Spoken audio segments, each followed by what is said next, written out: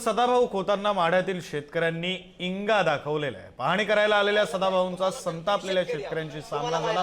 मतं मागायला आला होता, त्यानंतर तुम्ही आत्ता आलाय। शेतकऱ्यांनी सदाभाऊ खोत यांना तोंडावर सुनावलंय। त्यावेळेस आम्ही 25,000चा निधी देऊन ऐकून घ्या माझं। आम्ही 25,000 निधी देऊन तुमच्या गळ्यात 5-5 हजाराच्या लोकांनी माळा घातल्या। ह्या गावानं तुमच्यावर प्रेम केलं, तुम्हाला या गावानं लीड दिला। त्यानंतर तुम्ही आजपर्यंत आमच्या गावाला आणला हे आमचं म्हणणं आहे।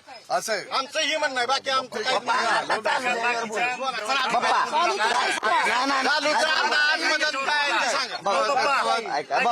ऐका 2 मिनिटं। आमच्या गावात चाऱ्याची भयान बेकार परिस्थिती। जनावर माझी रोडवर आहे, ती 1000-1500 जनावर आहे। मी 3 दिवस झालं तहसीलदारला बोलतोय, बीडीओला बोलतोय, कलेक्टरला बोलतोय। फक्त खासदार साहेबांनी थोडाफार आम्हाला चारा दिला। अजून वैरण खायला तुम्हाला तर तुम्ही शेतकरी आहो, तुम्हाला माहित आहे चालू सगळा वैरण भिजले जनावरांना खायला।